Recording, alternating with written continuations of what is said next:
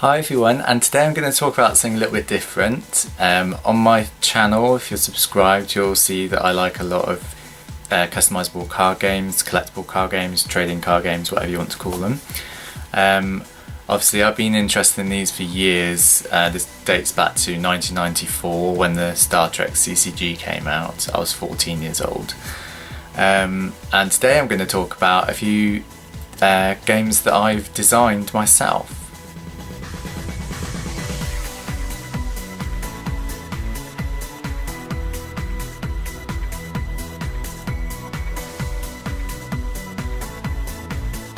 Now I've been doing this, well, the earliest game I can find on my computer is from 1999.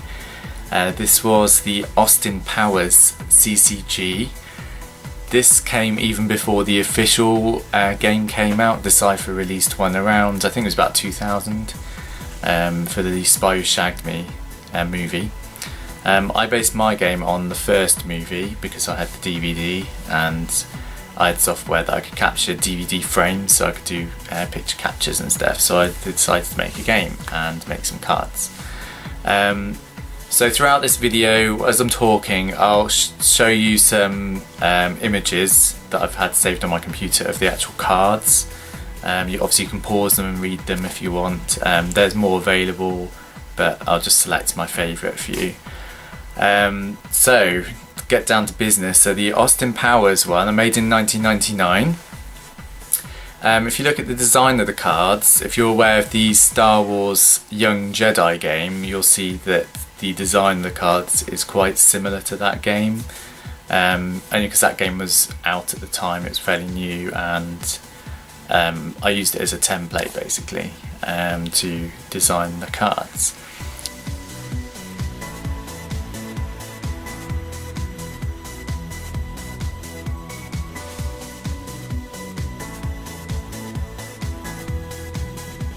So the game was quite quirky, the same as the official game was, even though I did mine first before the official game came out.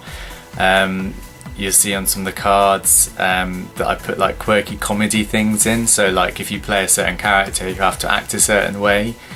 So on the Scott Evil card you have to like talk and act cool all the time.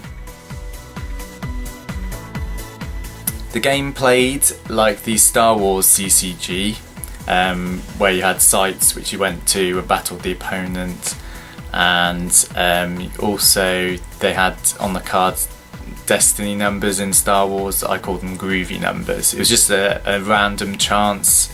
Instead of using a dice, you draw a card and use the number on the card as a dice draw basically.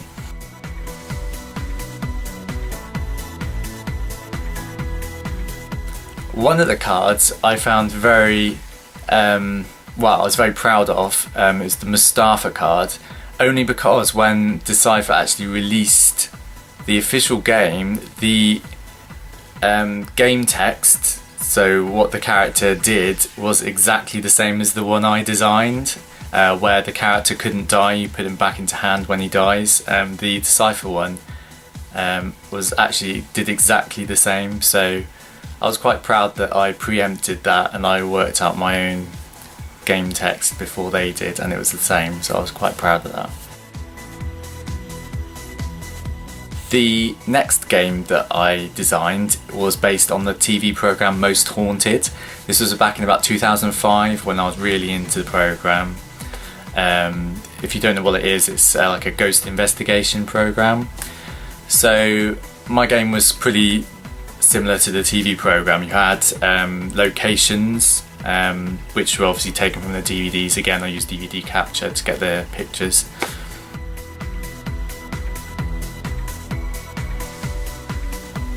So you had the locations, you had your team of investigators.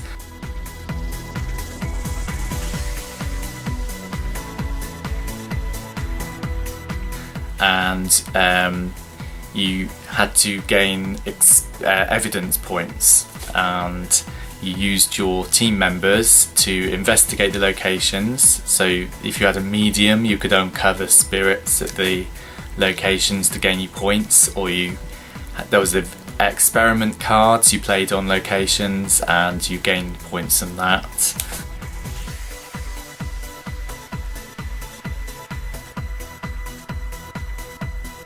So that game I made about 30 cards. Also, obviously I'll show you some images.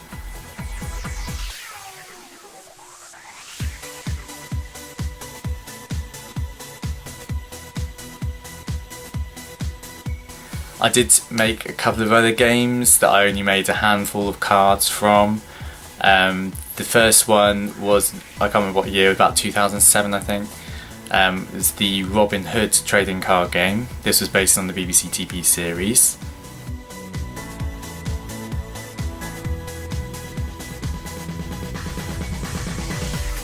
The next one was another BBC TV series. It was The Smoking Room, which was a comedy, which I really liked, so for some reason I made a game of that. I literally made 3 or 4 cards from that.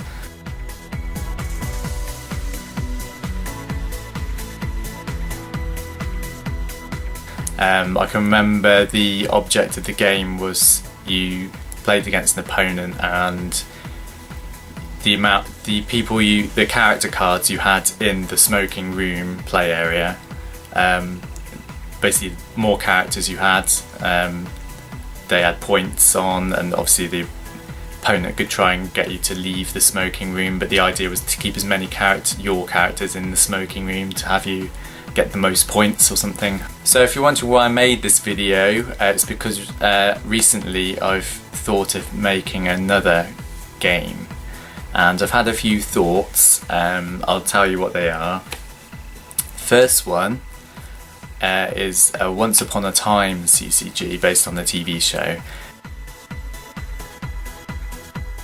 Now, I love Once Upon a Time, but when I started thinking into a game for it, it was very interesting because obviously you've got so many characters you can pull from and so many different objectives you could use in the game. But then I started thinking about the fairy tale universe, and then it's the real universe, and how you tie that in to make it like the TV show, and it just started to get very complicated, so I sort of given up on that idea. The second one I thought of was the Maze Runner CCG. Obviously I unboxed the movie the other day, and you'll know if you watch that I love that movie, and I thought it would make a good game. I thought of things you could do in the game. So each player plays characters to the glade. So like the movie, you have one character playing each turn. So I'd have a pile of character cards that you just randomly pick one from. So you play one of those each turn. Then I thought of how you could get the maze running mechanic in.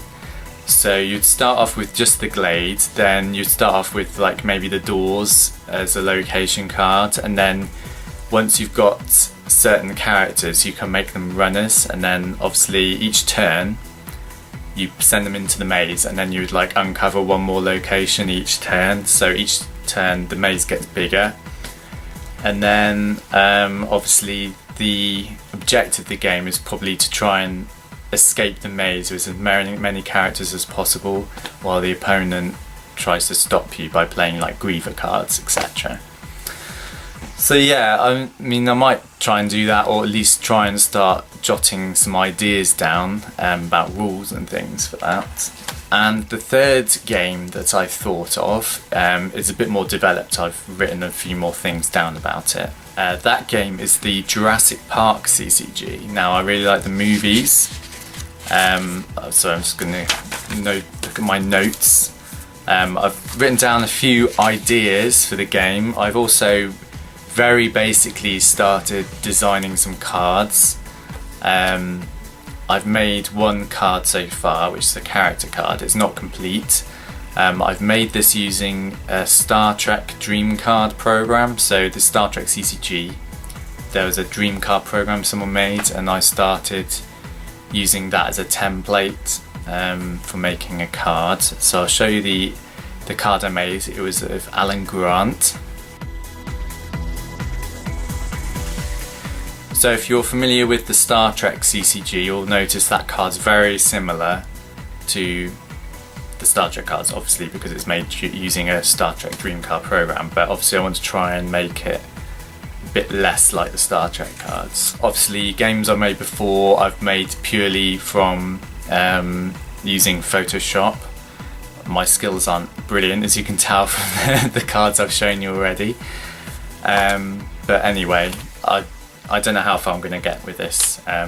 It's mainly I just wanted to design the game rather than make all the cards. So a few ideas that I've had for the game. So obviously you've seen a character card. There will be dinosaur cards, similar layout to the character card I showed you. The dinosaurs would start off by playing on be the same sort of setup as other games where you have location cards. The dinosaurs would play to their paddock areas or habitats. They wouldn't be able to escape from them. To do that, I thought of a countdown. So when you start the game, you start with 10 turns, and then at the end of 10 turns all the fences go off and then the dinosaurs get loose and you can move them around the board and have them attack characters and things. So a few things I've noted down in my little notebook here. So dinosaurs, there'd be restrictions, like the T-Rex. It wouldn't be able to be at the same site as other dinosaurs because it's a carnivore. On the background of the dinosaur cards is going to have red for carnivores and green for herbivores. So T-Rex would obviously attack other dinosaurs if it was at the same site. So that was one thing. Then for raptors, because in films and stuff they work as a pack together, so I thought if the more raptors you have, maybe a restriction of about 4 per site, 3 or 4. The more raptors you have together, they are stronger together.